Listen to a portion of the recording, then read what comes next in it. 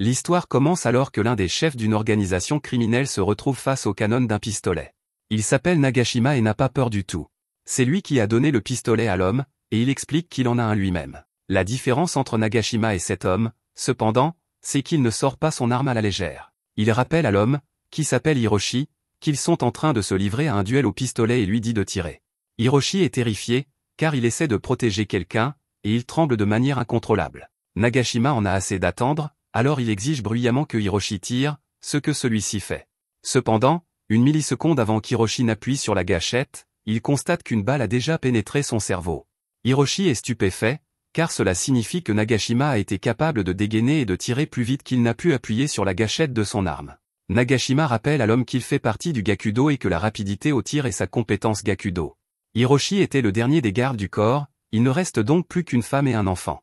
Ailleurs, notre protagoniste, Shin, passe à côté d'un homme d'affaires bruyant et désagréable. Shin remarque qu'un téléphone tombe de la poche de l'homme, il décide donc d'agir. À ce moment-là, tout le monde est surpris par un bruit fort qui ressemble à un pneu qui éclate, et nous voyons que Shin a réussi à attraper le téléphone avant qu'il ne touche le sol. Shin dit poliment à l'homme qu'il a laissé tomber quelque chose, et celui-ci le remercie d'avoir sauvé son téléphone personnel. Shin est cependant plus intéressé par la coque du téléphone de l'homme, car il s'agit d'une édition limitée de l'anime Flash Princess.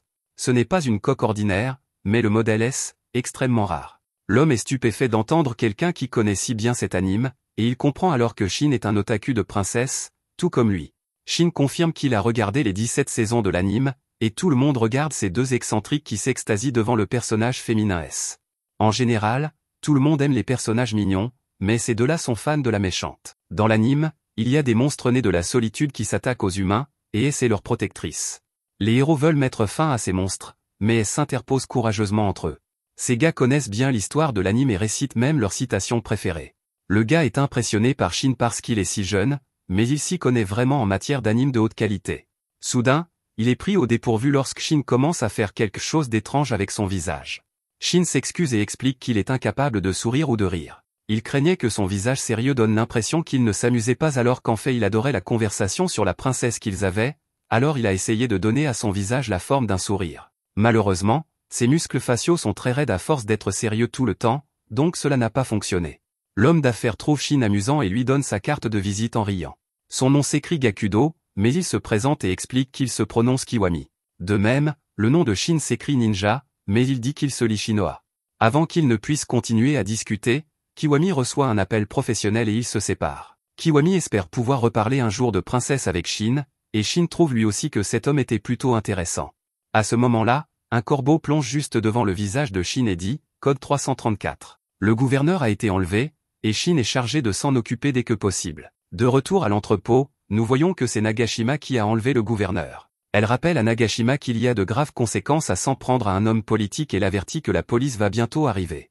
Nagashima et ses hommes sont amusés par ces menaces, mais Nagashima tire quelques coups de feu autour d'elle, lui faisant peur et lui rappelant qui est aux commandes. Il lui explique qu'elle ne semble pas comprendre complètement la situation, ils sont les Gakudo, et ils ne craignent ni les politiciens ni la police. En fait, c'est plutôt l'inverse, ces soi-disant autorités tremblent devant les Gakudo et se plient à leur volonté.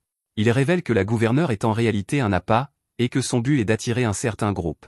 La gouverneure est terrifiée lorsqu'elle réalise qu'ils essaient d'attirer, mais il est trop tard. Le bruit sec du verre brisé attire l'attention de tout le monde vers une fenêtre, où l'on aperçoit un étrange impact de balle. Soudain, la gouverneure et sa fille se retrouvent les yeux bandés, sans savoir pourquoi, et elles n'entendent plus rien non plus, car quelqu'un leur a mis des écouteurs sur les oreilles. Une musique d'anime retentit à plein volume dans les écouteurs pour une raison inconnue, et les Gakudo sont vraiment perplexes. À ce moment-là, le bras droit de Nagashima, Ikishi, l'appelle, mais tout le monde est horrifié en voyant ce qui lui est arrivé. Ikishi dit qu'il ne se sent pas très bien, et nous voyons que sa tête a été séparée de son corps. Il s'excuse d'avoir échoué, et nous voyons que c'est l'œuvre de Shine. La pièce sombre dans le chaos le plus total, les Gakudo ne comprenant pas comment Ikishi a pu être éliminé aussi facilement, et Nagashima réalise que le groupe qu'il visait est enfin là.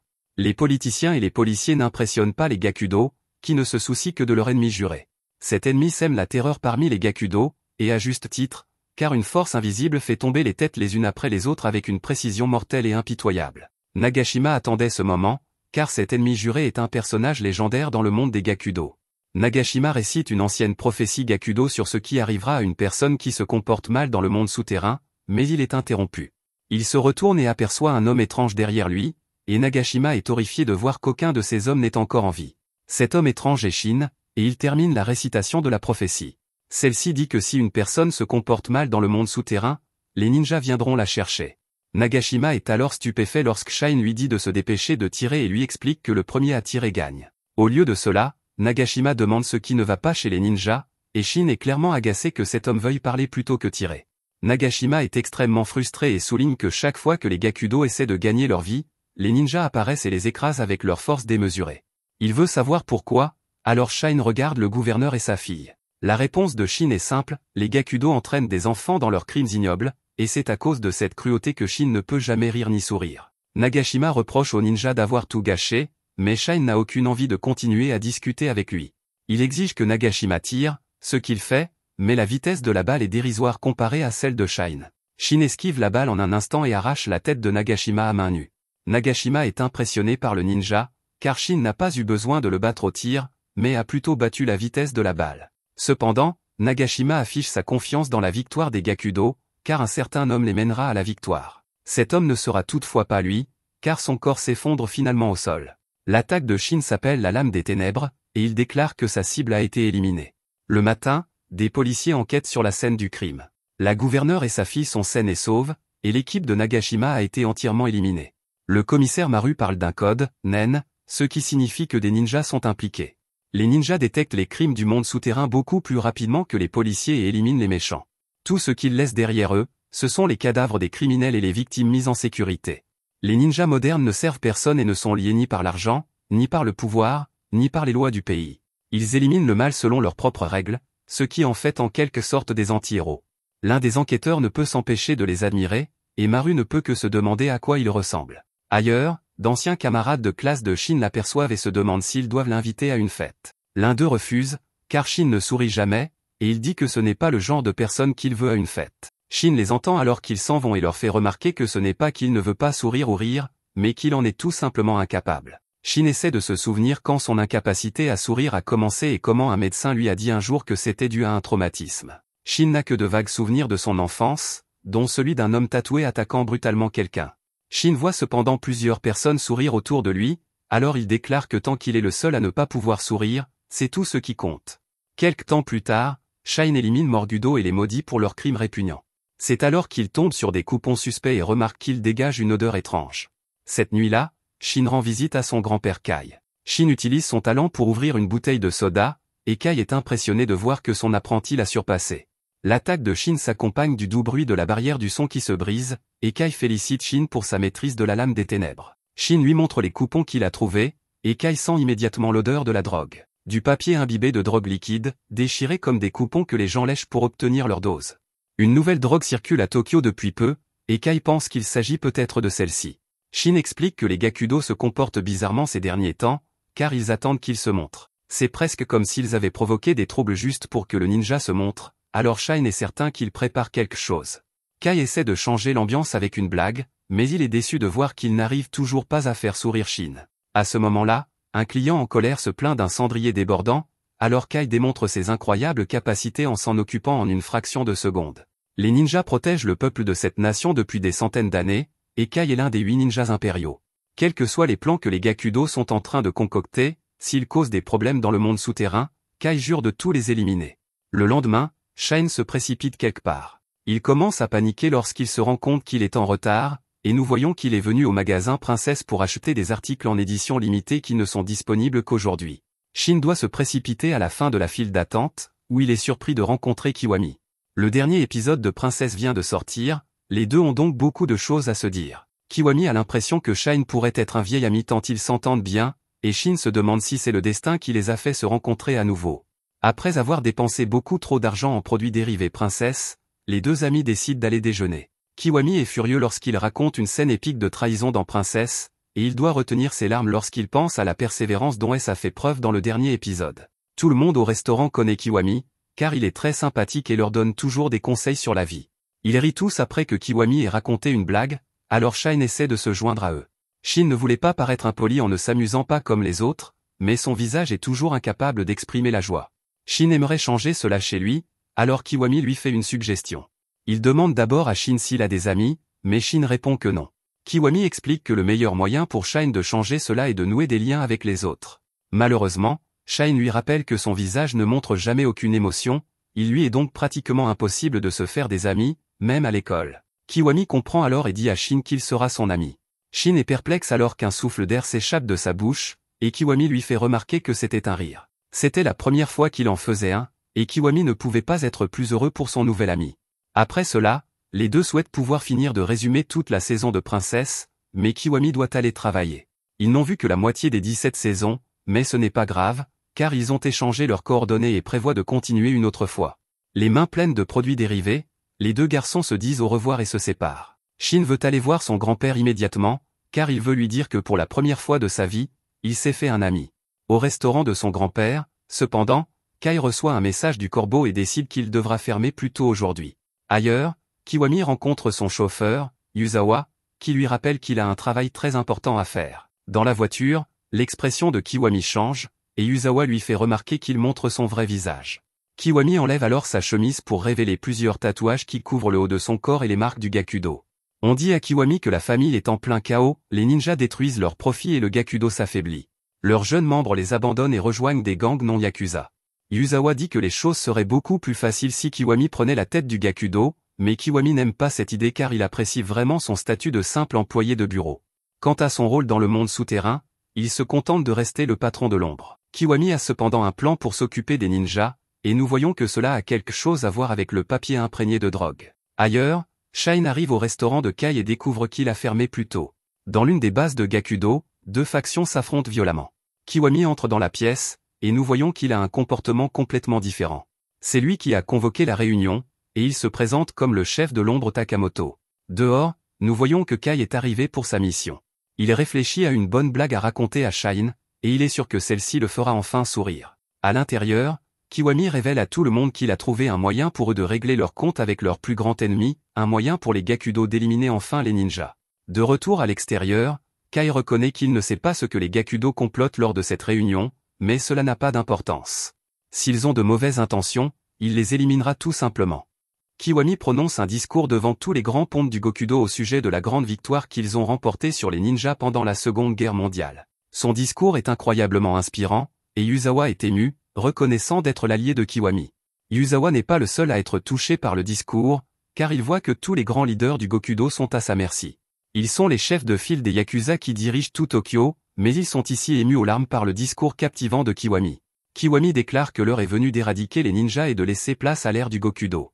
Il brosse un tableau saisissant de la façon dont le Gakudo s'est hissé au sommet depuis les bas-fonds du marché noir et annonce que l'ère de prospérité tant attendue est enfin arrivée. Dans le passé, ce sont les ninjas qui sont revenus de leur défaite, encore plus forts qu'avant.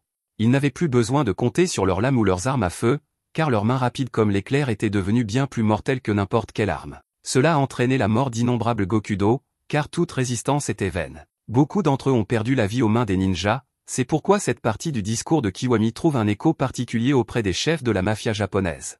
L'un d'eux raconte comment son père a été victime des ninjas malfaisants, et un autre sanglote en pensant à la mort de son patron, tué par les ninjas alors qu'il n'avait torturé qu'une dizaine de personnes. Le discours de Kiwami a fait ressurgir toutes leurs craintes concernant l'extinction des Gakudo, et ils recherchent désespérément un sauveur. Les plonger dans le désespoir est exactement ce que Kiwami cherchait à faire, alors il annonce qu'il a une solution.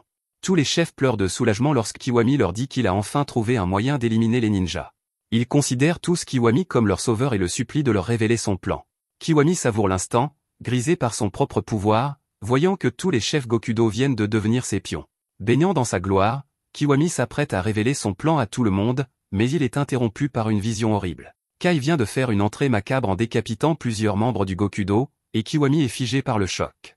Kai a déterminé que ces hommes avaient vraiment un plan diabolique, ce qui signifie qu'il doit les massacrer. Il est évident pour Kai que Kiwami est le meneur, et Kiwami comprend déjà que ce vieil homme dangereux est un ninja. Kiwami reconnaît que les ninjas sont vraiment à la hauteur de leur réputation, car Kai s'est déplacé beaucoup plus vite que l'œil ne pouvait le voir. Kiwami n'a cependant pas la moindre crainte dans son cœur, car il met un morceau de papier imprégné de drogue dans sa bouche, quelque chose se produit dans son corps lorsque les veines autour de ses yeux deviennent rouges, et il révèle qu'il attendait l'arrivée du ninja. Il demande à tout le monde dans la pièce de regarder attentivement, car il va démontrer de première main comment le Gakudo va détruire le ninja. Kai reconnaît les coupons, mais remarque qu'ils ne sont pas identiques, car celui-ci est d'une couleur différente. Kiwami traverse le tapis rouge de cadavres et réfléchit très attentivement à son adversaire. Le vieil homme est très agile et attaque rapidement à longue distance. Tant qu'il peut voir le vieil homme, Kiwami est sûr de gagner, mais il sait que s'il le perd de vue ne serait-ce qu'une seconde, il le paiera probablement de sa vie. Kai a un mauvais pressentiment au sujet de Kiwami et décide qu'il doit l'éliminer immédiatement. Ainsi, il pourra informer le chef et les 8 ninjas impériaux du danger que représentent désormais les Gokudo. Au fond de lui, Kiwami se dit qu'il ne peut pas mourir maintenant. Il vient de se faire un nouvel ami, Shin, et il doit le retrouver demain pour discuter de leurs animes préférés. Kai pense lui aussi à Shin. Il a travaillé toute la journée sur un jeu de mots hilarant et prévoit de le dévoiler demain dans l'espoir de faire enfin rire Shin. Ailleurs dans la ville, Shin se retrouve à regarder la lune et remarque qu'elle est pleine. De retour à la base, le combat commence avec les deux hommes qui se ruent l'un sur l'autre en même temps. Pendant ce temps, Shin se demande ce que Kai lui réserve pour la suite, car il a beaucoup aimé la dernière fois. Il pense également à son premier ami, Kiwami, et à quel autre épisode de Princesse il pourrait discuter. Les deux personnes les plus proches de lui sont cependant engagées dans un combat à mort, et Kiwami parvient de justesse à esquiver l'une des attaques de Kai. Kiwami est un psychopathe, car il affiche un sourire narquois et continue d'esquiver les attaques incessantes de Kai. Kai est clairement une bête, cependant, car Kiwami perd le contrôle d'une de ses mains pendant un bref instant et manque de perdre la tête. Kai inflige toujours des dégâts importants, mais Kiwami a déjà comblé l'écart et il a Kai dans son champ de vision.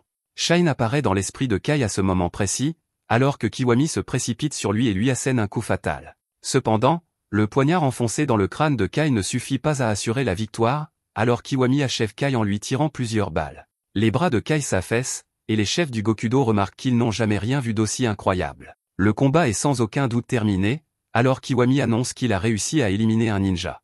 La salle éclate en applaudissements, et tout le monde est stupéfait de voir que la blessure géante de Kiwami guérit sous leurs yeux. Comme si sa victoire ne suffisait pas à les convaincre, cette guérison incroyable leur fait penser que Kiwami est capable de créer des miracles. Kiwami révèle cependant fièrement qu'il ne s'agit pas d'un miracle, mais de ce qu'il appelle les tickets pour l'enfer. Les coupons de drogue qu'ils ont vendus aux gens normaux sont appelés les coupons du paradis. Cependant, celui qu'il vient d'utiliser est une version améliorée qu'il appelle le coupon de l'enfer. Une seule dose revigore le corps à un niveau incroyable. C'est ce qui donnera au Gokudo la vitesse et la force nécessaires pour rivaliser avec les ninjas. Avec des capacités physiques égales à celles des ninjas, Kiwami est sûr que l'utilisation de poignards et d'armes à feu leur donnera l'avantage. L'avantage des ninjas disparaîtra, et les Gokudo contrôleront désormais le monde. La salle éclate à nouveau d'admiration, car tout le monde reconnaît Kiwami comme leur chemin vers la victoire. Yuzawa ne pourrait être plus fier, mais Kiwami déclare qu'ils ne font que commencer. À ce moment-là, Kiwami éprouve un sentiment étrange en regardant Kai, mais il n'y prête pas attention. Son instinct était cependant juste, car Kai, s'accrochant encore à ses derniers instants de vie, maudit la situation après avoir tout entendu. Les Gokudo ont désormais un pouvoir équivalent à celui des ninjas, ce qui met tout le monde en grand danger. Kai sentait que Kiwami était dangereux, mais il n'avait aucune idée de la puissance qu'il allait acquérir. Il déclare qu'il appartient désormais aux 8 ninjas impériaux de terminer ce qu'il a commencé. Kai s'occupe de son petit-fils depuis un certain temps déjà, et il déclare que Shin est le dernier espoir des ninjas. Il a encore besoin de beaucoup d'aide, alors Kai supplie les 8 ninjas impériaux de bien prendre soin de lui. Un flashback révèle que Shin était orphelin et que ce sont les Gokudo qui ont tué toute sa famille. Kai a reçu pour mission de former Shine et de lui apprendre à devenir un ninja capable de protéger le pays un jour. Le responsable était cependant sans pitié, car il a ordonné à Kai d'éliminer Shine s'il ne montrait pas de talent. Kai n'en tint toutefois pas compte et commença immédiatement à entraîner Shine. Il décida de commencer par les techniques de base du shinobi et ses premiers mots à Shine furent de lui demander de lui prendre la main. Kai répète ces mots à présent, mais ce sont ces derniers. Tout le monde dans la pièce regarde alors son corps commencer à briller, et Kiwami est horrifié lorsqu'il réalise ce que Kai s'apprête à faire. Il n'y a cependant pas le temps de réagir, car Kai déclenche une explosion, mettant fin à sa vie et détruisant tout le bâtiment. Shin sent immédiatement quelque chose lui parcourir l'échine, mais il n'a aucune idée de ce que c'est. De retour sur le champ de bataille, Kiwami est choqué de voir jusqu'où Kai était prêt à aller. Il félicite Kai de s'être sacrifié pour assurer la mort de tous les chefs Gokudo, mais Kiwami reste de marbre. Ces vieux schnocks étaient certes importants à ses yeux, mais ils n'étaient que des pions. Les personnes qui lui tenaient vraiment à cœur, appelées les Agokudo de la destruction, sont toujours en vie. Ils ont réussi à survivre à l'explosion grâce au coupon de l'enfer, et ils sont prêts à détruire les ninjas et tout le pays. Kiwami est prêt à les diriger, alors il passe en revue son plan. Les ninjas flairent le crime et fondent dessus, alors Kiwami prévoit d'utiliser cela contre eux. Il ordonne à ses hommes de se livrer à des actes malveillants afin d'attirer les ninjas. Ceux-ci mordront sûrement à l'hameçon, et c'est à ce moment-là que les Gokudo passeront à l'attaque. Quant au vieux ninja qu'il vient de vaincre, Kiwami demande à ses hommes d'en récupérer quelques morceaux comme preuve de l'attaque ninja. Kiwami veut également envoyer un message, et il a prévu quelque chose de sinistre. Le lendemain matin, un groupe de personnes se rassemble autour de quelque chose posé au sol. Cela a l'air dégoûtant, et il se demande s'il s'agit d'une œuvre d'art contemporain. Il s'agit d'un poignard planté dans un monticule de viande hachée, qui fait déjà le buzz sur les réseaux sociaux. Les gens pensent qu'il s'agit d'une œuvre d'art d'un artiste inconnu, mais la réalité est bien plus sadique. Shine se trouve à proximité, il va donc voir de quoi il s'agit, mais il est horrifié lorsqu'il aperçoit le monocle de son grand-père. La réalité déchirante s'impose immédiatement à Shine lorsqu'il imagine le visage de son grand-père, et il est obligé de réfléchir à la façon dont un homme aussi gentil a été déshonoré. Son choc se transforme rapidement en rage, et la force de sa colère fait fuir les corbeaux. Avec toute la colère qui transparaît dans sa voix, Shine demande à l'un des corbeaux bavards d'informer les 8 ninjas impériaux. Les Gokudo ont pris la vie de son grand-père Kai, et il veut se venger. Alors que Shine se tient là, son monde entier bouleversé, Kiwami apparaît de nulle part. Il salue son ami avec désinvolture après l'avoir croisé par hasard et explique qu'il a immédiatement reconnu Shine. Shine a une coiffure unique et une posture particulièrement mauvaise. Kiwami annonce fièrement qu'il vient de faire quelque chose d'incroyable au travail, et que ce soir, c'est lui qui paie les boissons. Shine enfouit ses émotions au plus profond de lui-même afin de pouvoir agir normalement, et il taquine Kiwami en lui disant qu'il a l'air ridicule avec une cravate sur la tête. Alors que Kiwami plaisante en disant que cela va devenir une nouvelle tendance, il remarque que le message qu'il a laissé a disparu.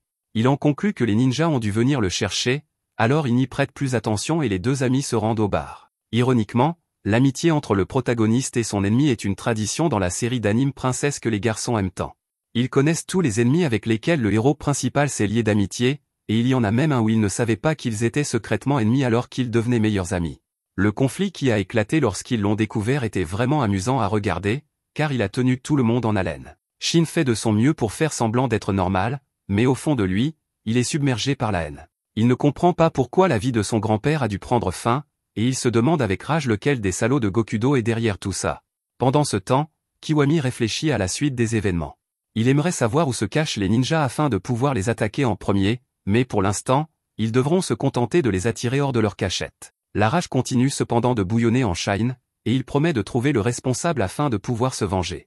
L'anime Princesse existe depuis si longtemps qu'il a couvert tous les clichés de l'anime. Il y a même un épisode où un vieil ennemi tue le maître du protagoniste. La voix de Kiwami se transforme cependant rapidement en bruit de fond, car Shine ne peut penser qu'à son grand-père. Kai a toujours aimé le café, mais il reconnaît que noyer ses soucis dans l'alcool est un plaisir de l'âge adulte. Shin est prêt à essayer, mais il est encore jeune et Kiwami tente de l'en empêcher.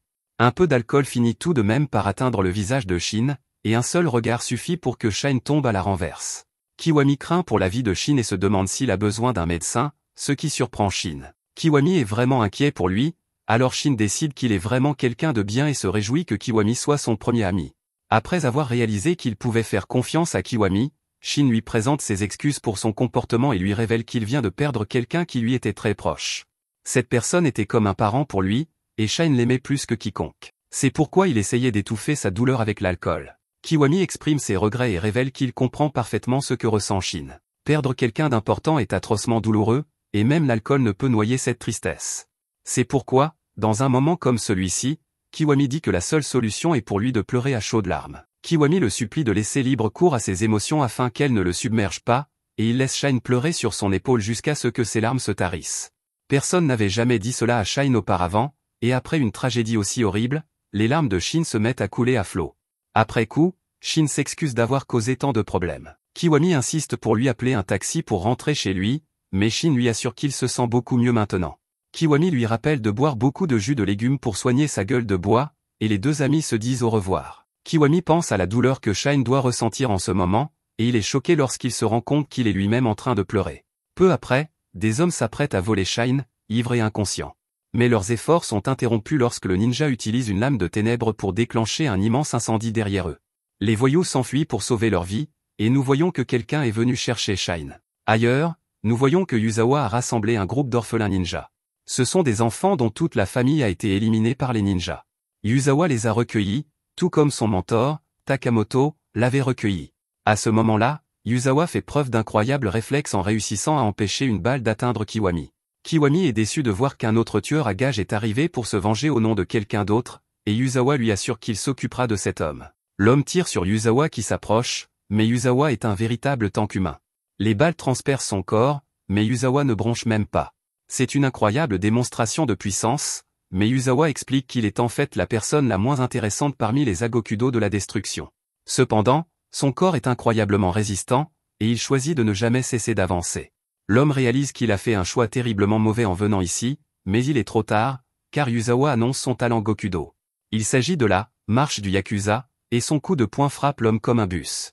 Les orphelins l'acclament, et Yuzawa lui dit probablement qu'un bol de ragoût de bœuf est tout ce dont il a besoin pour soigner les petites égratignures qu'il a reçues après avoir été touché 15 fois par balle. Kiwami lui dit de profiter, car plus tard, il mettra Yuzawa au travail dans la clandestinité. Ailleurs, le type qui est venu chercher Shine appuie rapidement sur les boutons d'un ascenseur pour déverrouiller un étage caché. Là, une femme accueille les deux membres ninjas impériaux de retour au nid de Pi. La femme se demande si Shin a besoin d'une bonne gifle pour se réveiller, mais Nodoka lui demande plutôt de lui apporter une couverture. Nodoka n'a jamais vu cet autre homme qui se trouve là, alors celui-ci lui dit qu'il s'agit de Zanzu. Nodoka réalise alors qu'il s'agit du chef des 8 ninjas impériaux, et il souhaite simplement que Zanzu revienne à son visage normal. Zanzu a déjà été informé de ce qui s'est passé. Le numéro 2 des ninjas impériaux n'est plus en vie, ce qui le rend furieux. Il maudit les Gokudo, qui défient les ninjas depuis maintenant 70 ans. Dans sa rage, Zanzu montre sa capacité à se transformer. Il déclare qu'ils vont d'abord découvrir le coupable et le tuer. Ensuite, ils devront découvrir comment ils ont réussi à éliminer un ninja.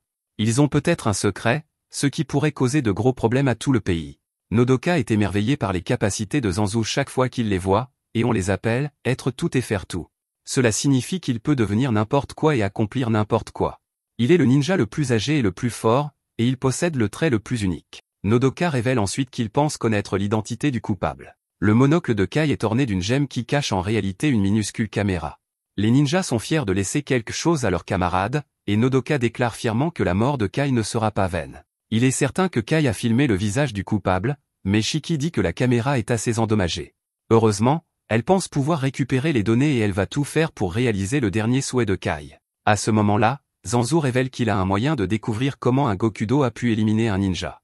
Les Gokudo sont de nouveau en train de mijoter quelque chose, et il prévoit d'obtenir des informations, car il sait où ils se trouvent.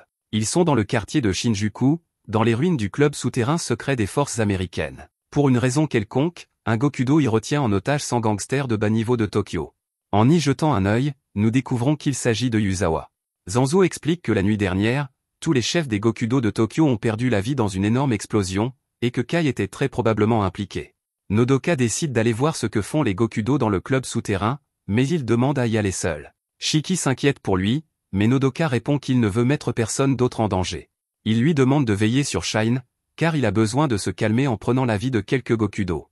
Zanzu sait qu'il ne peut pas l'en empêcher, car Nodoka était également très proche de Kai. Zanzu n'est toutefois pas inquiet, car il est sûr que Nodoka peut se débrouiller seul. Nodoka est le ninja le moins expérimenté parmi les 8 impériaux, mais Zanzu révèle que personne ne l'a encore battu. Sous terre, Yuzawa dit à ses hommes de se dépêcher, car ils ont presque fini de collecter 100 têtes. À ce moment-là, Yuzawa sent quelque chose et il gronde les orphelins pour lui avoir apporté la mauvaise eau. L'un des autres Gokudo essaie de dire que ce n'est pas grave, mais on lui répond que Yuzawa sait ce qu'il fait. Yuzawa renvoie les orphelins au magasin, et nous voyons combien il y a de Gokudo dans son groupe. Une fois les orphelins partis, Yuzawa déclare qu'il est temps de montrer aux ninjas de quoi ils sont capables, et il dit aux ninjas qui se cachaient de sortir enfin. Il s'agit de Nodoka, qui félicite Yuzawa d'avoir renvoyé les enfants pour les protéger du massacre qui va avoir lieu. Yuzawa remarque que Nodoka a également attendu, mais Nodoka en a assez d'attendre. Alors que Nodoka libère ses flammes, il déclare que les Gokudo se sont mal comportés dans le monde souterrain et qu'il doit donc les exterminer. Les Gokudo n'ont cependant rien à craindre, car ils ont désormais le coupon de l'enfer, et Yuzawa ordonne à tous ses hommes de le prendre. Pendant ce temps, nous voyons que Shine s'est réveillé et qu'il se précipite vers la cachette de Gokudo. Il est désespéré de retrouver Nodoka car il a un très mauvais pressentiment au sujet de la situation et il ne veut pas que Nodoka finisse comme son grand-père. Ailleurs, les orphelins sont impatients de trouver la bonne eau pour leur patron cette fois-ci, et ils tombent sur une personne mystérieuse. De retour auprès de Nodoka, celui-ci promet une fois de plus d'éliminer quiconque se comporte mal dans le monde souterrain. Yuzawa et tous ses hommes prennent un coupon de l'enfer, et Yuzawa demande à Kiwami de donner du pouvoir au Gokudo. Ailleurs, Kiwami explique que Yuzawa est le plus insignifiant des Agokudo de la destruction, et qu'on pourrait même dire qu'il est le plus faible. Cependant, c'est précisément pour cette raison qu'il est la personne idéale pour cette première mission. Si le membre le plus faible parvient à mettre fin à la vie d'un ninja à l'aide du coupon de l'enfer, alors l'espoir brillera sur l'avenir des Gokudo. Il s'agit d'un combat entre les faibles et les forts, et Kiwami ne peut que se poser une question, les forts vont-ils dévorer les faibles, ou les faibles vont-ils mordre les forts? De retour auprès de Nodoka, il se présente officiellement, car il est de bon ton de donner son nom à ceux que l'on s'apprête à éliminer. Nodoka explique qu'il est là pour venger son maître et découvrir le secret des Gokudo. Il annonce qu'il va tous les brûler vifs, mais Yuzawa l'arrête pour se présenter. Son but est de venger tous les Gokudo qui sont tombés, et il promet de prendre la vie du ninja. Nodoka utilise sa lame des ténèbres appelée « spectaculaire floraison de chaleur brûlante », qui consume instantanément tous les hommes de Yuzawa. Ceux-ci hurlent de douleur, et Yuzawa est horrifié de les voir tous tomber après la première attaque de Nodoka. Yuzawa tire sur son terrifiant adversaire, mais Nodoka ne bouge pas d'un pouce.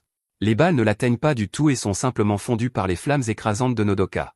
Yuzawa ne peut même pas comprendre ce genre de pouvoir, car il détermine que la chaleur que Nodoka dégage est tout simplement trop intense pour que quoi que ce soit puisse s'approcher de lui. Nodoka passe calmement à l'offensive et lance une attaque de feu. Cette attaque apparemment faible enveloppe en fait tout le corps de Yuzawa dans les flammes, et il ne peut que se demander ce qui se passe. Son esprit sombre dans la folie, mais Nodoka révèle que son feu n'est pas sa seule force. Nodoka apparaît instantanément devant Yuzawa et lui enfonce son poing dans le corps. Yuzawa est frappé par la terrifiante réalité qu'il ne vivra plus très longtemps, alors il espère simplement que les orphelins ont pu s'en sortir vivants. Malheureusement, un coup d'œil à l'extérieur révèle que la plupart d'entre eux ont été décapités par le mystérieux personnage. Il n'en reste qu'un, mais il tombe sur Shine. Shine comprend que ce garçon est un Gokudo en raison de ses origines, et celui-ci est terrifié lorsqu'il réalise que Shine est un ninja. Ce garçon s'appelle Ryota, et il comprend même que Shine est un monstre d'un tout autre niveau que les autres. Le regard de Shine fait comprendre à Ryota qu'il va bientôt perdre la vie, et il est donc choqué lorsque Shine passe simplement devant lui sans s'arrêter. Shine comprend que le jeune homme n'a jamais tué personne auparavant, alors il lui dit qu'il n'a pas le temps de s'occuper d'un novice comme lui. Ryota est d'abord soulagé, mais il se souvient de quelque chose. Un flashback montre la première rencontre entre Ryota et Yuzawa. Toute sa famille a été éliminée par des ninjas, et il vivait en marge de la société en tant que Gokudo de bas niveau. N'ayant nulle part où aller, Ryota se demande s'il ne devrait pas simplement mettre fin à ses jours. Yuzawa le traite d'imbécile pour avoir seulement pensé cela et lui dit d'ignorer ce que la société pense de lui. Yuzawa déclare que les Gokudo regardent toujours vers l'avenir et exige que Ryota ne baisse plus jamais la tête. Ce souvenir de son mentor fait pleurer Ryota, et sa nouvelle détermination le pousse à consommer le coupon de l'enfer. Ryota se force à arrêter Shine et déclare que s'il fuit un ninja, il ne pourra plus jamais affronter son mentor. Ryota jure qu'il ira de l'avant quoi qu'il arrive, comme on le lui a enseigné, et pour lui, affronter un ninja signifie aller de l'avant. Il ne laissera pas Shine passer, même si cela lui coûte la vie, et il promet de protéger son mentor. Ryota est choqué lorsque Shine le qualifie de « bon gars » et lui révèle qu'il a pris sa décision. Shine comprend clairement que ce type est très déterminé, il n'a donc pas d'autre choix que de mettre fin à ses jours. La peur revient chez Ryota lorsque Shine lui explique qu'il souhaite également rejoindre l'un de ses amis. Shine se présente officiellement et déclare qu'il accordera à Ryota le plus grand respect avant de l'éliminer. Ryota comprend enfin le sens de ses combats, et toute sa peur le quitte. Il se présente également au ninja et déclare que se faire tuer avec respect serait un honneur. Ryota n'a toutefois pas l'intention de se laisser faire, et il dit à Shine qu'ils vont se battre sans tenue. Le combat commence, et Ryota se surprend lui-même en réussissant à asséner un coup de poing au visage de Chin. Shine complimente l'attaque, car il a pu sentir que Ryota l'avait volé, et il riposte. Ryota la bloque cependant et explique que tout son style de combat repose sur des coups de poing et des défenses dures comme le fer, c'est son talent Gokudo, appelé « bras de fer de la force virile ». Un autre de ses coups de poing de fer repousse Shine, qui constate que ses propres attaques sont facilement bloquées par Ryota. Pendant qu'ils se battent, Ryota ne peut s'empêcher de penser à la fierté que Yuzawa éprouverait pour lui. Il se bat à armes égales avec le puissant ninja, mais finalement, l'une des attaques de Shine lui cause des dégâts. Shine révèle qu'il s'agit de la lame des ténèbres appelée Aura Ultimate Pénétration. Son raisonnement était simple, chaque fois que quelque chose est aussi solide que le fer, il le brise. Shine utilise alors la même attaque, mais cette fois-ci, il s'agit d'une rafale. Ryota n'a d'autre choix que d'essayer de se défendre, mais les coups incessants de Shine le touchent à chaque fois en plein cœur. Ryota lutte énormément, car ses bras de fer ne tiendront plus très longtemps, et Shine ne montre aucun signe de ralentissement. En fait, c'est plutôt le contraire, car Shine semble devenir plus fort au fur et à mesure que le combat avance. Finalement, Shine se prépare à porter un coup fatal, et Ryota ne peut que penser à Yuzawa avant que l'attaque de Shine ne le mette brutalement en pièces. Le combat est terminé, et Shine reconnaît Ryota comme un adversaire coriace qu'il en est venu à respecter. Pendant ce temps, dans la pièce, le corps de Yuzawa s'effondre lorsque Nodoka met fin à ses jours. Nodoka ne peut s'empêcher de pleurer lorsqu'il dit à grand-père Kai qu'il a été vengé, et il promet toujours d'éliminer le Gokudo, qui lui a en fait ôté la vie. Cependant, alors qu'il s'en va, Nodoka est choqué d'entendre à nouveau la voix de Yuzawa. Yuzawa révèle que la mare de sang provenant des nombreuses têtes coupées plus tôt a aidé à éteindre les flammes de la dernière attaque de Nodoka. Nodoka est stupéfait de voir que Yuzawa est toujours en vie malgré le trou géant dans son corps. Yuzawa dit avec colère au ninja de ne pas sous-estimer les Gokudo, car il refuse de se rendre tant qu'il n'aura pas restauré leur honneur. Nodoka devient encore plus inquiet lorsqu'il se rend compte que tous les Gokudo qu'il vient de brûler sont également toujours en vie. C'est une scène cauchemardesque, car Nodoka fait remarquer que des humains normaux ne pourraient pas résister à ce genre d'attaque, cela devrait être impossible, mais il se souvient les avoir vus consommer quelque chose juste avant le combat. Il n'y a pas d'autre explication, et il en conclut que cela doit être le secret qui a permis au Gokudo de mettre fin à la vie d'un ninja. Pendant ce temps, Yuzawa a également compris quelque chose, alors qu'il retire un petit morceau de peau de son corps. Il s'avère que l'attaque de Nodoka projette de minuscules morceaux de peau surchauffés, et c'est ainsi qu'il a pu mettre le feu à Yuzawa et à ses hommes. Yuzawa en déduit que le corps du ninja de feu est probablement adapté de manière unique pour supporter une chaleur extrême, et qu'il flotte dans les airs en utilisant les courants ascendants générés par cette même chaleur. Cela résout le mystère du fonctionnement de ses attaques, mais Yuzawa se demande toujours comment il est censé le battre. Il ne lui reste qu'un seul poignard pour attaquer. C'était en fait un cadeau de Kiwami, et Yuzawa était impressionné que la lame puisse résister à une chaleur aussi intense. Les chances sont contre lui, mais Yuzawa était convaincu que ce poignard serait tout ce dont il avait besoin pour vaincre Nodoka. Nodoka, quant à lui, réalise qu'il connaît désormais le secret du Gokudo et qu'il doit éliminer Yuzawa afin de pouvoir le révéler immédiatement aux autres. Nodoka s'envole à nouveau dans les airs, et Yuzawa se rappelle qu'il doit continuer à aller de l'avant comme toujours. Sa devise est de ne jamais cesser d'avancer, mais il est horrifié lorsque son corps commence à le lâcher. Yuzawa se rend compte qu'il ne lui reste plus beaucoup de temps, mais il n'avait de toute façon pas l'intention de laisser quoi que ce soit après ce combat. Il demande à Kiwami de lui donner de la force une dernière fois, et Nodoka est stupéfait lorsque Yuzawa se poignarde. Il ne comprend pas ce que fait ce fou, mais Yuzawa déclare que se blesser lui a donné un regain d'énergie. Nodoka n'en croit pas ses yeux et ne peut que reconnaître que Yuzawa est une sorte d'enfer déchaîné de détermination. La détermination de Yuzawa se propage aux autres Gokudo, qui se poussent eux aussi à bout, et ils travaillent ensemble pour atteindre Nodoka. Ils appellent cette attaque la tour de la famille, et Nodoka est choqué car ils ne le laissent pas s'échapper. Même si leur corps brûle et que leurs cris remplissent l'air, les Gokudo surmontent la douleur. Ils avancent comme Yuzawa leur a toujours dit de le faire et ils crient à Yuzawa de terminer le combat. Yuzawa bondit en avant avec sa lame tout en remerciant ses fidèles combattants, et il utilise son attaque, marche du Yakuza. Il grimpe sur sa montagne de soldats et Yuzawa parvient à plonger sa lame dans le cœur de Nodoka. Cependant, Nodoka lui arrache la tête en retour. Nodoka est choqué d'apprendre jusqu'où les Gokudo sont prêts à aller, et Yuzawa utilise ses derniers instants pour penser à la belle vie qu'il a eue.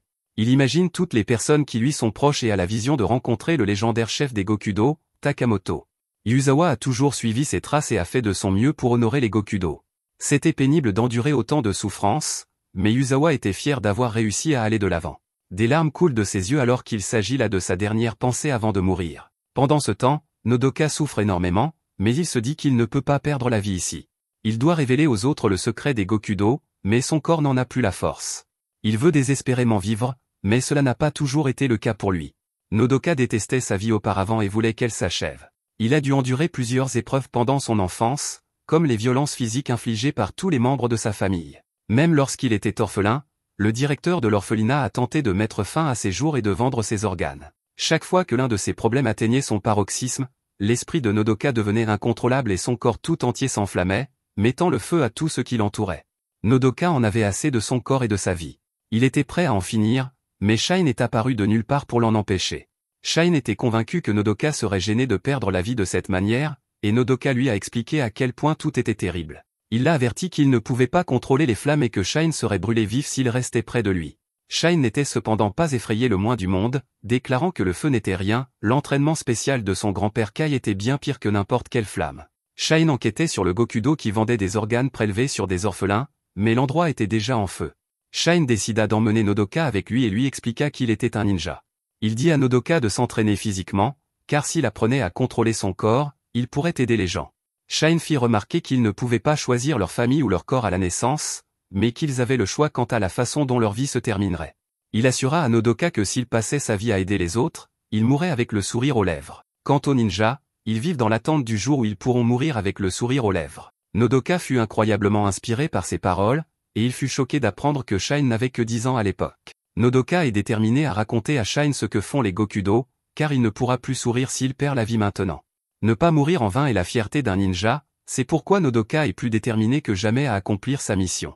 Il prend le coupon de l'enfer dans la bouche de Yuzawa et se sent soulagé de savoir qu'il s'est rapproché de son objectif. Malheureusement, le destin est cruel, car sa vie s'achève d'un seul coup de feu. C'est un homme nommé Yajima qui a tiré, accompagné de Kiwami et d'une fille nommée Gamut. Kiwami ne peut s'empêcher d'admirer les capacités spéciales de chaque ninja, Kai avait des bras qui pouvaient s'étirer à l'infini, et Nodoka avait la capacité d'allumer des feux, brûlant tout autour de lui. Un pouvoir terrifiant, certes, mais Yuzawa l'affronta courageusement malgré tout.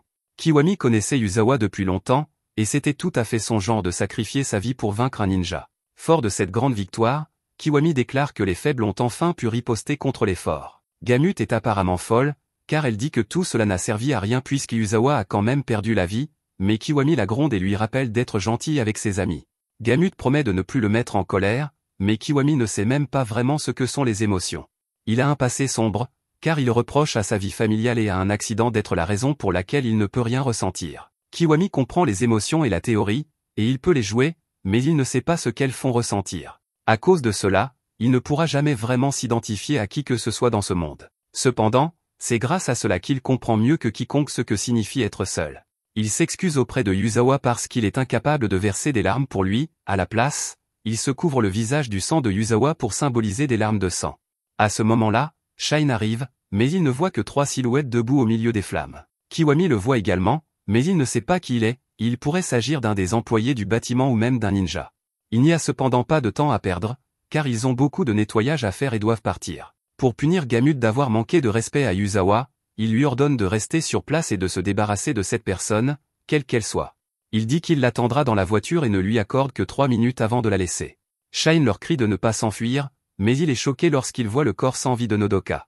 Heureusement, Nodoka semble encore en vie, mais ses blessures signifient qu'il ne tiendra pas longtemps. Nodoka essaie de parler, mais il arrive à peine à prononcer quelques mots. Shine lui dit de ne pas trop se forcer et lui explique qu'il va simplement lire sur ses lèvres. Les seuls mots qui sortent sont pour avertir Shine d'une attaque. Soudain, Gamut tombe du plafond, mais Shine est furieux et elle doit repartir. La rage de Shine transparaît dans chacun de ses mots alors qu'il répète sans cesse qu'il va mettre fin à la vie de la jeune fille. Gamut ne comprend même pas d'où vient toute cette rage, mais Shine s'en moque et continue de lancer des attaques. Shine répète sans cesse qu'il va la tuer, et Gamut est terrifiée de le voir devenir fou furieux comme ça. Elle est folle, cependant, car elle appelle sa maman et manque de trancher la tête de Shine. Gamut dit qu'elle a failli faire jaillir le cerveau de Shine comme des nouilles, mais elle est contente de voir qu'elle lui a bien abîmé l'œil. Gamut explique qu'elle fait partie des Gokudo de la destruction et qu'elle est bien plus forte que Yuzawa ne l'était. Shine, cependant, s'en fiche complètement, tout comme du fait qu'il n'a plus qu'un seul œil valide. Gamut le traite de grand parleur, mais se rend compte qu'il est plus que cela lorsqu'elle remarque qu'il lui a coupé la main. Gamut se demande si elle pourrait recoller sa main, mais Shine la frappe plusieurs fois et s'en débarrasse. Nodoka observe avec étonnement, car Shine a toujours réussi à dépasser les attentes qu'elle avait à son égard. Shine se présente à nouveau, mais cette fois-ci, il est rempli de colère. Gamut montre également qu'elle est passée aux choses sérieuses. Elle promet de rendre Shine si malade qu'il regrettera d'être en vie et le fera supplier quelqu'un de mettre fin à ses souffrances. Son pouvoir Gokudo s'appelle Pestilence, et les deux adversaires jurent de mettre fin à la vie de l'autre alors qu'ils se précipitent l'un vers l'autre. Soudain, ils s'arrêtent tous les deux lorsque le téléphone de Gamut sonne. Elle répond, et Shine est choqué lorsqu'il réalise que sa sonnerie est la chanson thème de Flash Princess. Kiwami est à l'autre bout du fil et dit à Gamut que son temps est écoulé, qu'elle est désormais livrée à elle-même. Elle le supplie de lui accorder plus de temps, mais il a déjà raccroché. Shine est prêt à poursuivre leur combat intense, mais Gamut s'ennuie désormais et s'en va. Elle connaît désormais son nom et son visage, alors elle promet de détruire un jour son plus grand bonheur et de mettre fin à ses jours. Elle jure de le plonger dans le désespoir le plus profond et de le rendre malade. Gamut est folle, alors elle lui dit aussi au revoir joyeusement avant de partir. Elle se trompe complètement sur son nom, cependant, puisqu'elle l'appelle Takono Kinoko, et elle n'écoute même pas quand Shine essaie de la corriger. Shine se précipite vers Nodoka, mais il n'a que de mauvaises nouvelles, il aimerait pouvoir dire que tout va bien, mais la réalité est qu'il ne va pas survivre. Cela ne surprend toutefois pas Nodoka, car il a déjà préparé ses derniers mots. Il révèle que les Gokudo se comportent délibérément mal afin d'attirer les ninjas et de les éliminer. Mais surtout, le secret qui leur permet d'y parvenir réside dans un petit bout de papier. Shine est reconnaissant à Nodoka de s'être sacrifié pour obtenir cette information, et il aimerait entendre tout ce que Nodoka souhaite lui dire d'autre. Nodoka utilise ces derniers instants pour dire à Shine qu'il lui doit beaucoup. Shine a toujours été là pour le guider, comme un grand frère. Nodoka garde de bons souvenirs de la façon dont Shine l'entraînait parfois en secret, car grand-père Kai ne voulait pas qu'il apprenne certaines techniques dangereuses. De plus, lors de la première mission de Nodoka, c'est Shine qui l'a protégé tout au long. Nodoka remercie Shine de l'avoir invité à devenir ninja. Nodoka voulait mettre fin à ses jours depuis très longtemps, mais Shine lui a donné une raison de vivre afin qu'il puisse mourir le sourire aux lèvres. Tout cela grâce à Shine, et Nodoka est sûr qu'un jour, lui aussi pourra sourire. Shine est quelqu'un de si gentil que Nodoka est convaincu que son sourire sera magnifique ce jour-là. Nodoka trouve la paix après avoir pu dire tout cela à Shine, et il sourit juste avant que sa vie ne s'achève. Le bâtiment commence à s'effondrer autour d'eux, mais Shine peut à peine bouger, consumé par sa colère. Pendant ce temps, Kiwami pense à Yuzawa et révèle qu'il lui a préparé un petit hommage. Gamut sait exactement ce qu'il prévoit de faire, alors elle s'enfuit pour sauver sa vie. Kiwami fait ses adieux à Yuzawa et fait exploser tout le bâtiment. L'explosion est massive et cause des dégâts dans toute la zone, mais nous voyons que Shine a réussi à s'échapper avec le corps sans vie de Nodoka. Un reportage révèle que l'explosion a causé des dégâts importants et détruit complètement une grande partie de la ville. Nous voyons ensuite les autres ninjas horrifiés lorsque Shine révèle que Nodoka a perdu la vie. Zanzo est furieux car il se reproche d'avoir laissé Nodoka partir seul, alors il ordonne à Shine de le frapper au visage. Shine s'exécute, et la rage de Zanzo commence vraiment à se manifester. Sa rage est désormais dirigée contre les Gokudo, car il est certain qu'ils continueront à s'en prendre aux ninjas. Zanzo se transforme en son alter ego et déclare qu'il possède le pouvoir ninja le plus puissant. Il peut changer de forme et il est omnipotent, c'est donc à lui qu'il incombe de veiller à ce que ce qui est arrivé à Nodoka n'arrive à personne d'autre. Lorsque Shine est seul, son esprit est submergé par des pensées sur la prochaine attaque des Gokudo. Il est toutefois interrompu par l'arrivée de Kiwami, qui lui propose de l'accompagner faire un tour. Il roule pendant un moment sans que Kiwami ne dise un mot, et Shine se demande ce qui se passe. Kiwami répond en évoquant leur anime préféré, Flash Princess, et fait référence au premier ennemi que le protagoniste a vaincu. Il s'appelait Otokon et était le chef des gorilles démons. Il a défié l'un des héros pour venger son ami, et lorsqu'il a perdu, il a entraîné le héros dans sa chute. À la fin de l'épisode, Ed pleure la mort de son ami démon.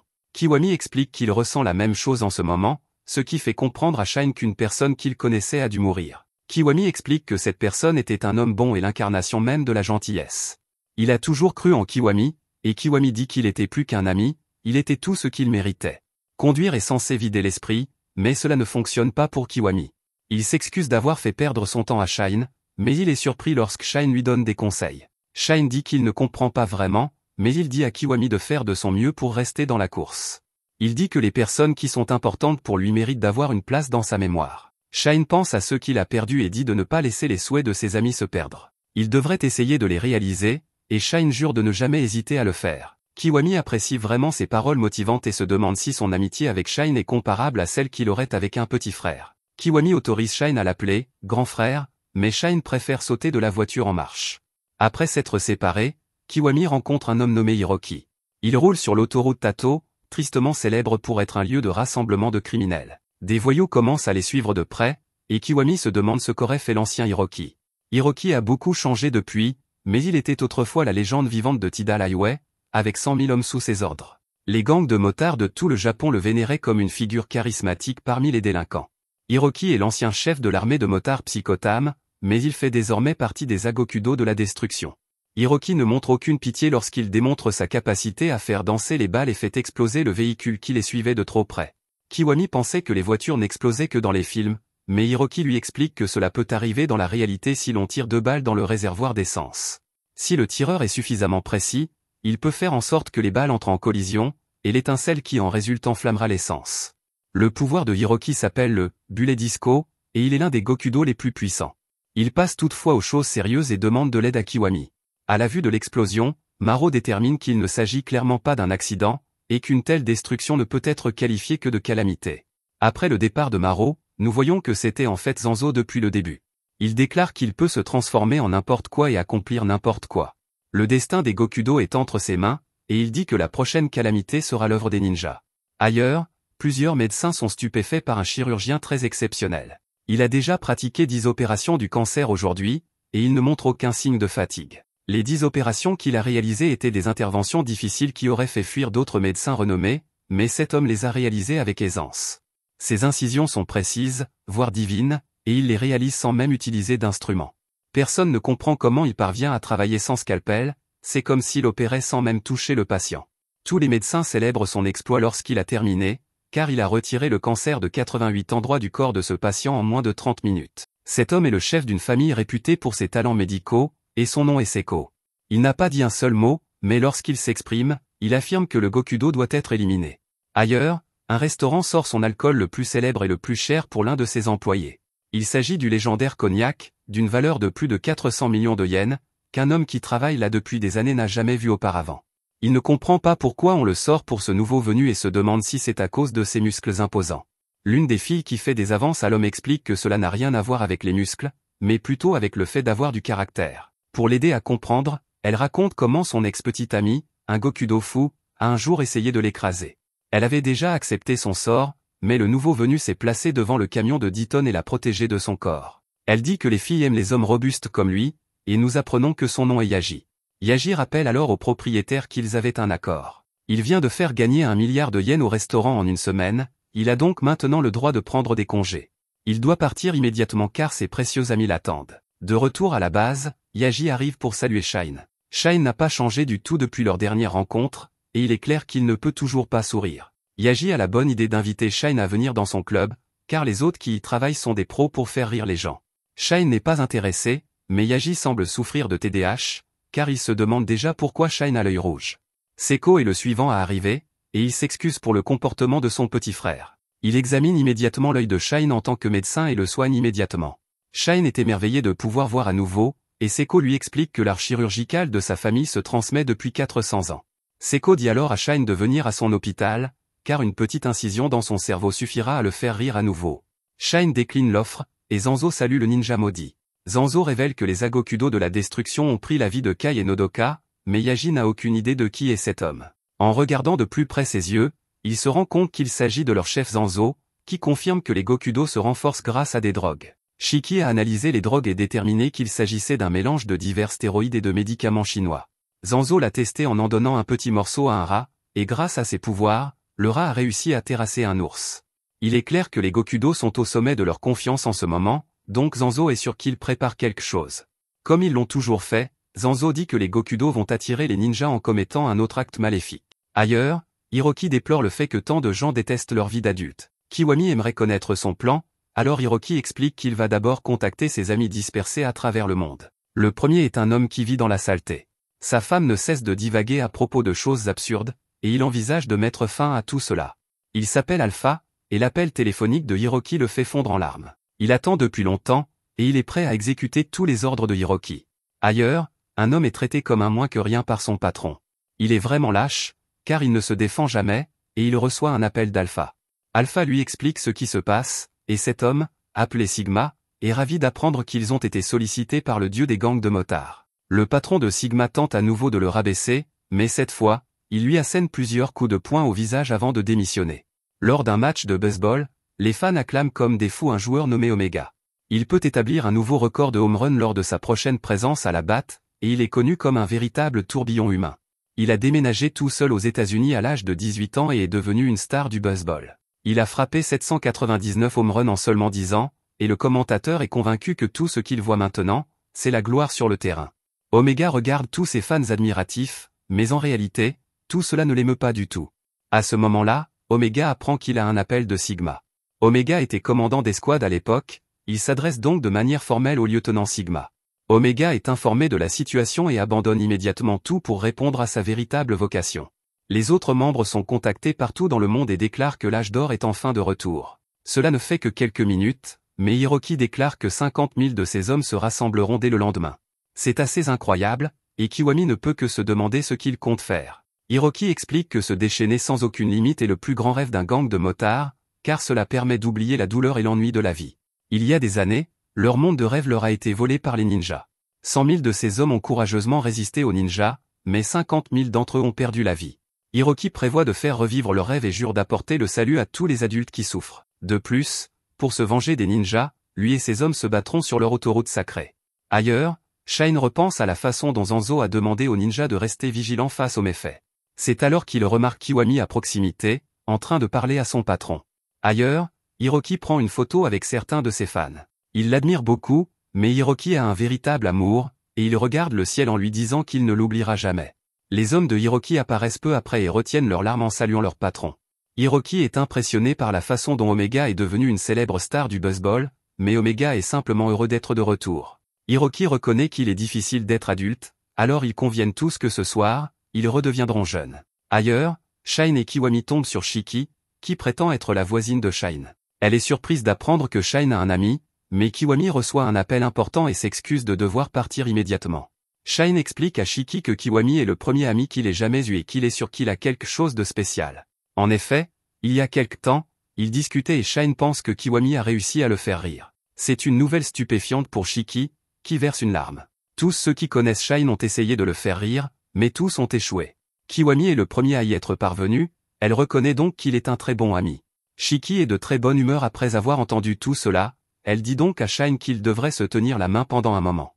Il le fait, ce qui amène Shiki à repenser à leur passé. Shiki ne veut pas révéler la vérité, elle a donc décidé d'emporter ses sentiments dans la tombe. Elle prévoit d'aimer Shine en secret pour le reste de sa vie, mais elle se réjouit de pouvoir profiter du bonheur qu'elle connaît actuellement. Cette nuit-là, nous voyons que le gang de motards de Hiroki s'est réuni. Hiroki attribue tout cela à Kiwami, car c'est grâce à lui qu'ils ont pu obtenir 30 000 voitures. Cela a coûté beaucoup d'argent, mais Kiwami estime que cela en valait la peine pour voir le légendaire gang de motards rouler à nouveau pour la première fois depuis 20 ans. Les deux hommes fument une cigarette et se souhaitent bonne chance. À la base ninja, un corbeau alerte tout le monde que l'autoroute est complètement envahie par le danger. Pire encore, nous voyons que Shiki a découvert un terrible secret. Elle tremble de manière incontrôlable, car la vérité est tout simplement trop terrifiante, et elle est liée à une image jamais vue auparavant. Il s'agit de l'image prise par le monocle de Kai, qui révèle la personne qui a mis fin à la vie de Kai. L'image de Kiwami et Shiki reconnaît immédiatement son visage. Peu après, on voit que Hiroki est dopé par les drogues Gokudo, et il déclare que ce soir, ce gang va retrouver sa jeunesse. Ces hommes foncent dans les rues, et les policiers s'alertent mutuellement au sujet de cette énorme perturbation. Hiroki fait un discours à ces hommes au téléphone, et leur dit d'oublier leurs responsabilités d'adultes. La police ressent la puissance de son gang et appelle désespérément des renforts. Mais cela ne sert à rien, car les Gokudo sont trop nombreux et rien ne peut les arrêter. Hiroki promet de réaliser les rêves de son gang et jure de les ramener à l'âge d'or. La police est affolée lorsqu'elle annonce que des voitures des Gokudo venant de plusieurs directions foncent vers l'autoroute Tato. Elle tente de bloquer le passage des Gokudo, mais Hiroki ordonne à ses hommes de tout détruire, et ils enfoncent la barricade. La police est horrifiée lorsque les Gokudo s'engagent sur l'autoroute, et prennent même la mauvaise direction. Personne n'est à l'abri de leur déchaînement, car les Gokudo détruisent tout sur leur passage. Hiroki ne pourrait être plus satisfait, déclarant que quiconque se trouve sur leur chemin perdra la vie. Les ninjas regardent l'autoroute de Tato envahie par les flammes et le gang de voitures Gokudo poursuivre son déchaînement. Zanzo fait remarquer que la situation est très différente de celle d'avant, car les Gokudo utilisent des voitures au lieu de motos et de lowriders. Zanzo aimerait savoir si quelqu'un comprend ce que cela signifie, alors Shine explique que les Gokudo cherchent manifestement la bagarre. Il provoque les ninjas pour les faire sortir, mais le terrifiant Zanzo déclare que cela lui convient. 30 000 voitures Gokudo tentent de les provoquer, alors Zanzo annonce que les 5 ninjas devront simplement anéantir les Gokudo. Les ninjas sont tous d'accord, alors Zanzo indique à chacun d'entre eux la partie de l'autoroute dont il est responsable. Zanzo demande à tout le monde d'enfiler son équipement et leur dit qu'il est temps de se régaler du mal. Non loin de là, un homme tente de réveiller sa mère après qu'elle ait été blessée sur l'autoroute. Les Gokudo foncent vers eux avec les pires intentions, mais les ninjas arrivent juste à temps pour les aider. Shine déclare haut et fort qu'il est temps que les Gokudo meurent, et il utilise l'incroyable vitesse de ses mains pour arrêter les voitures dans leur élan. Sa rafale d'attaque réduit tous les Gokudo en morceaux, et il leur arrache la tête alors qu'ils sont projetés hors de leur pare-brise. Zanzo explique que les Gokudo encerclent l'autoroute Tato en empruntant 4 itinéraires. Leur travail en tant que ninja consiste simplement à attendre le long de ces itinéraires. S'ils arrêtent les Gokudo ne serait-ce que quelques minutes, les Rex s'empileront et ils auront une barricade. C'est exactement ce que Shine fait maintenant, et nous voyons qu'il a créé un énorme carambolage explosif dans lequel les Gokudo continuent de s'écraser. Shin appelle cela son poste de contrôle ninja et dit aux Gokudo qu'il ne les laissera jamais passer. Ailleurs, le premier ministre Ida n'en croit pas ses yeux. On lui dit qu'il doit se mettre en sécurité, mais il aperçoit une silhouette étrange au loin. Cette personne est Zanzo, mais il se moque d'être vu. Cela pourrait lui causer des ennuis si son identité de ninja était découverte, mais il se rappelle qu'il peut toujours changer de visage. Plus important encore, les Gokudo sont arrivés, alors il utilise son attaque de destruction docile et de chaleur brûlante spectaculaire. Zanzo dit que c'est pour ses camarades tombés au combat, et son attaque recouvre l'autoroute de flammes. À proximité, Shiki met certains blessés en sécurité et n'en revient pas de la cruauté des Gokudo. Ils ne pensent qu'à eux-mêmes et se moquent de faire du mal à des jeunes. Shiki est furieuse, alors elle s'envole dans les airs et utilise sa lame des ténèbres. Elle s'appelle le parfum du sommeil éternel et se répand partout. Elle explique que c'est un parfum produit par les glandes sudoripares de ses paumes. L'inhaler enveloppe directement ses ennemis dans les rêves les plus heureux, et ils ne se réveilleront plus jamais. Même si leur voiture s'écrase et même si leur corps brûle en cendres, Shiki utilise cette capacité pour détruire plusieurs voitures des Gokudo, et elle passe devant eux alors qu'ils brûlent en souriant dans leurs doux rêves. Ailleurs, les frères jumeaux ninja sont confrontés à Sigma et Alpha. Ces deux Gokudo sont amis depuis très longtemps, et ils se demandent comment les choses ont toujours été ainsi. Ils étaient au collège avec Omega lorsqu'Hiroki les a recrutés pour créer un gang de motards. Après cela, Hiroki était toujours là pour les sauver, et il leur a donné un rêve. Les garçons l'idolâtraient, et il leur avait promis de réaliser tous leurs rêves. Sigma explique qu'une technique perfectionnée devient une compétence Gokudo, et il fait la démonstration de la sienne sur une voiture de police à proximité. Sa compétence Gokudo s'appelle Police Trash, déchet de police, et son attaque réduit le véhicule en morceaux. Les Gokudo sont impressionnés et qualifient l'attaque de Sigma d'œuvre d'art. Sigma révèle alors qu'il a perfectionné cette compétence en détruisant 100 voitures de police. Il déclare qu'il va se battre en duel avec Seko et lui dit de se préparer à son attaque au sabre de style Bzuko. Seko se présente à son tour et dit au Gokudo de s'en prendre à lui. Sigma examine le carambolage provoqué par le ninja et remarque quelque chose.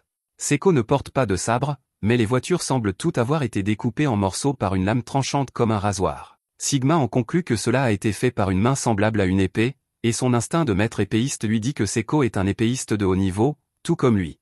S'il laisse Seko s'approcher, sa vie ne durera pas longtemps, mais Sigma n'a pas peur. Il se moque de tout cela et charge. Sigma décide qu'il devra simplement abattre Seko avec sa lame avant même que la main de Seko ne s'approche de lui. Malheureusement, cela ne se passe pas comme prévu, car Seko utilise sa lame des ténèbres appelée lame glaciale. Sigma est horrifié lorsqu'il se retrouve gelé et son corps coupé en deux. Seko explique que cette technique secrète a été transmise depuis plusieurs générations et qu'elle permet à son utilisateur de transformer ses cheveux en lame. Cela explique les coupures, mais cette capacité a un autre aspect terrifiant. De multiples mèches de cheveux fouettent l'air à une vitesse divine, créant des courants d'air complexes qui provoquent une chute rapide de la température. De ce fait, ces mèches de cheveux deviennent des lames glaciales qui coupent et gèlent tout sur leur passage. Seko a remporté le combat en quelques secondes et se demande comment va son frère. Yaji affronte Alpha, et les deux se présentent officiellement. Leur combat commence instantanément, et Alpha surprend Yaji en esquivant sa première attaque. Alpha riposte avec son pouvoir Gokudo appelé Budapest Smash, et il est ravi d'avoir porté le premier coup. Cependant, sa joie est de courte durée, car il ressent une sorte de douleur et il est choqué de voir qu'il s'est écrasé la main sur le visage de Yaji. Yaji le félicite pour son coup de poing impressionnant et lui explique ce qui vient de se passer. Il commence par décrire en détail un phénomène physiologique commun à tous les êtres humains.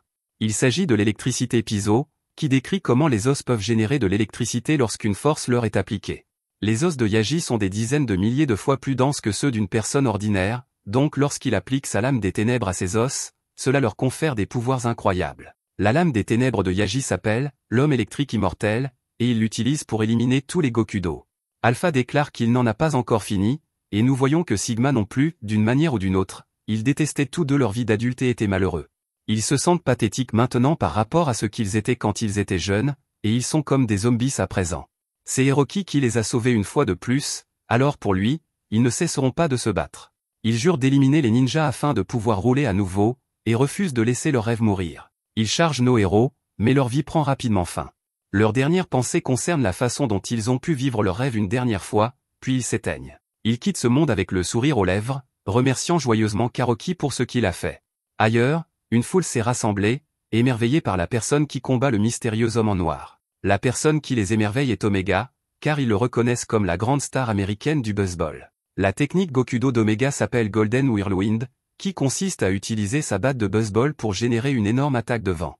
Omega utilise également la batte pour des attaques directes, et il est impressionné par la vitesse de Zanzo. Zanzo est toutefois absolument terrifiant, car il a retiré un morceau du coupon de l'enfer de la bouche d'Omega. Il a déchiré le visage d'Omega pour récupérer le coupon, et Omega ne s'en est rendu compte qu'à ce moment-là. Zanzo n'est pas impressionné par le coupon, car il souligne qu'il ne peut rivaliser avec le pouvoir d'un ninja. Les ninjas s'entraînent au-delà des limites humaines, et un petit coupon ne remplacera jamais leur travail acharné. Omega s'amuse beaucoup en expliquant que cela fait longtemps qu'il n'avait pas eu l'occasion de frapper une balle digne de ce nom. Zanzo révèle qu'il est en fait un fan de baseball et qu'il a même regardé tous les matchs d'Omega. Le record de home run d'Omega est à la hauteur de celui des grands noms du baseball américain, ce qui amène Zanzo à conclure qu'Omega fait preuve d'un dévouement farouche et d'un amour incroyable pour le baseball. Bien sûr, cela amène Zanzo à se demander pourquoi il a abandonné toute cette gloire pour se livrer à des crimes violents. Omega explique que l'âge d'or de son gang était tout simplement trop brillant pour qu'il puisse l'ignorer. Pendant qu'il parle, Zanzo prend un uniforme de baseball sur le cadavre d'un fan d'Omega et l'enfile. Omega ajoute alors que rien ne peut égaler la sensation qu'il éprouve lorsqu'il roule à toute vitesse sur l'autoroute et détruit tout ce qui se trouve sur son chemin. C'est exaltant, et Omega en redemande sans cesse. Zanzo ne le croit pas et se demande si Omega dira toujours cela après qu'il lui ait montré quelque chose. Zanzo se transforme alors en quelqu'un qui bouleverse Omega au plus profond de lui-même. Sous cette apparence, Zanzo salue Omega et lui demande de frapper un home run pour lui. Un flashback montre Omega en train de pleurer à l'hôpital après le décès de cet enfant. Son ami a essayé de le consoler et lui a expliqué que le baseball ne pouvait pas guérir les maladies. Son ami a dit à Omega qu'il devait grandir, mais Omega a déclaré que le baseball était ce qui le maintenait en vie. Il était un délinquant invétéré pendant son adolescence, et il a dit que le baseball lui avait donné une nouvelle façon de vivre. Il voulait croire que le baseball pouvait tout résoudre, mais la réalité a fini par le rattraper. Zanzo souligne qu'Omega utilise le soi-disant rêve de ce gang comme une échappatoire. Il dit qu'Omega a fui le baseball quand celui-ci l'a trahi, et qu'il a fui la souffrance qu'il a endurée à cause de cette expérience traumatisante. Zanzo réitère qu'il est fan de ce sport, et il implore Omega de dire qu'il aime toujours le baseball. Malheureusement, Omega ne peut que s'excuser en répétant que l'âge d'or du Gokudo est trop brillant pour qu'il puisse l'ignorer. Il est clair qu'Omega est lié à ses souvenirs, alors Zanzo n'a d'autre choix que d'utiliser le pouvoir du roi du baseball. Alors qu'il se transforme, Zanzo déclare qu'il va restaurer l'amour d'Omega pour le baseball, puis mettre fin à sa vie. Tous les spectateurs sont alors stupéfaits lorsque Zanzo se transforme en le plus grand batteur que le baseball ait jamais connu. Personne n'est plus choqué qu'Omega, car voir cet homme déclenche un souvenir. Omega était perdu dans la vie et se demandait si quelque chose pourrait un jour l'enthousiasmer autant que faire partie du gang de Hiroki. Il s'ennuyait dans sa vie d'adulte, mais un jour, il a vu qu'un joueur de baseball avait battu le record de home run. Omega a été inspiré, et ce moment a changé sa vie pour toujours. Le détenteur du record était le roi du baseball, et Omega n'arrive pas à croire qu'il se trouve devant lui en ce moment même. Zanzo le défie dans un concours de frappe entre deux rois du home run, et l'humeur d'Omega change complètement. Il se présente officiellement et déclare qu'il utilisera sa batte pour réaliser son rêve. Zanzo se présente à son tour, et tout le monde les regarde avec émerveillement. C'est le match de rêve que le monde attendait, mais les enjeux n'ont jamais été aussi élevés. Ils s'affronteront dans un concours de frappe sans balles, et ils frapperont pour sauver leur vie. Le match commence, et les deux joueurs provoquent une énorme explosion lorsque leurs battes s'entrechoquent. La force qu'ils génèrent est immense, et même le Premier ministre est projeté en l'air. Omega est impressionné après avoir vu comment le roi de la batte manie sa batte, car le coup lui a fait vibrer les os. Zanzo dit à Omega qu'il doit travailler le contrôle de sa batte, et lui montre comment faire. Leurs battes s'entrechoquent plusieurs fois encore, et Omega est complètement incrédule face à son idole. Le moment est incroyablement dramatique, et il se demande si une telle chose peut même arriver dans sa vie ennuyeuse. Omega remercie Hiroki de l'avoir conduit à ce moment, et Zanzo fait tomber la batte des mains d'Omega. Zanzo se demande ce qu'Omega pense du baseball après avoir affronté son idole, et Omega sourit. Il dit qu'il adore ça, mais cela arrive juste avant que Zanzo ne lui arrache la tête. C'est un home run incroyable pour Zanzo, et la dernière pensée d'Omega, alors que sa tête vole dans les airs, et que sa vie a été incroyable. Le combat est terminé, mais le Premier ministre a quelque chose à dire. Il a entendu parler des ninjas qui combattent le mal dans le monde sans l'aide du gouvernement ou de la police. Il veut travailler avec eux, mais Zanzo explique que les ninjas n'obéissent à personne et qu'ils suivent leur propre sens de la justice. Il dit que le gouvernement n'a pas sa place dans cette bataille, et il s'en va. De retour auprès de Shin, il dit à certains blessés de se mettre en sécurité. Shin voit une photo de personnes se tenant la main, ce qui lui fait penser à Shiki. Shiki pense également à lui et jure de détruire tous les Gokudo qui se mettront en travers de son chemin. Cependant, elle veut éliminer Kiwami plus que quiconque. Shiki ne peut qu'espérer accomplir cette tâche avant que Shine n'apprenne la vérité sur son seul ami. Ailleurs, Hiroki s'amuse car ce carnage est un rêve devenu réalité. Il ne veut jamais se réveiller de ce rêve, mais il est surpris lorsqu'il aperçoit l'ombre de la faucheuse. Cette ombre est projetée par Shin, qui attaque immédiatement Hiroki. Hiroki se prépare à se défendre, mais Shin sort son pilote à la place. Hiroki tire quand même avec son arme, et ses balles traversent les yeux de la tête de son pilote. Shine comprend que Hiroki est le meneur de ce carnage, alors il exige de savoir quel âge il a. Hiroki révèle qu'il a 39 ans, ce qui rend Shine encore plus perplexe. Il fait remarquer que Hiroki est un adulte et se demande pourquoi il fait quelque chose que seul un délinquant ferait. Hiroki répond simplement qu'un enfant ne peut pas comprendre ce que ressent un adulte, et il commence à provoquer Shine. Il se demande si tous les ninjas sont capables de créer du feu, et Shine devient furieux car il comprend ce que cet homme essaie de dire. Hiroki ajoute alors qu'il n'a mentionné le feu que parce qu'il a tiré dans la tête d'un ninja qui était capable de contrôler le feu. Cette remarque met Shine hors de lui, et il se présente immédiatement. Il remercie ce sale Gokudo, car Hiroki vient de lui donner une raison supplémentaire de mettre fin à ses jours. À ce moment-là, Hiroki tire 2 coups de feu, mais il manque leur cible, et Shine se demande s'il a raté son coup exprès. Hiroki se présente alors et déclare qu'il va apprendre à Shine à quel point il est difficile d'être adulte. Hiroki tire à nouveau en utilisant son pouvoir Gokudo, ce qui choque Shine au plus haut point. Ce pouvoir s'appelle Pistol Disco et lui permet de faire ricocher les balles sur des débris et de les faire danser dans les airs. Les balles ricochent partout et Shine doit se déplacer à grande vitesse pour éviter d'être touché. Hiroki ne fait que rendre les choses plus difficiles en tirant davantage, et Shine ne sait pas combien de temps il pourra encore les esquiver. Finalement, Hiroki n'a plus de balles, mais il révèle qu'il a plein d'autres armes avec plus de balles. Il explique ensuite pourquoi il aime tant l'autoroute Tato. L'autoroute a une structure très simple pour réduire le bruit, ce qui facilite l'accumulation de débris. À l'époque, Hiroki utilisait tout le temps cette technique contre tous ses ennemis, alors il dit à Shine qu'il est temps de passer à la vitesse supérieure. Hiroki tire plus de balles qu'il ne l'a jamais fait auparavant et dit à Shine de danser pour lui. Chaque balle qu'il tire crée davantage de débris, et chaque débris finit par devenir un autre élément sur lequel ces balles peuvent rebondir. Finalement, il y a trop de balles pour que Shine puisse les esquiver, et il finit par être touché à la jambe. Hiroki annonce que le combat est terminé et explique que c'est cela, être adulte. Être confronté à des difficultés insurmontables qui vous épuisent et vous brisent le cœur encore et encore. Ce sentiment terrible, c'est cela, être adulte. À ce moment-là, Shine se souvient d'une conversation qu'il a eue avec Shiki sur ce qu'elle ferait si elle était confrontée à des difficultés insurmontables. La réponse de Shiki était simple, elle a dit qu'elle abandonnerait tout simplement. Hiroki se tient désormais devant lui et lui dit qu'il voit bien que Shine pense jouer un rôle principal dans la vie. Hiroki tire une balle dans la tête de Shine en déclarant qu'il ne joue pas le rôle principal, mais qu'il n'est qu'un personnage secondaire. Merci d'avoir regardé mon résumé. N'oubliez pas d'aimer la vidéo.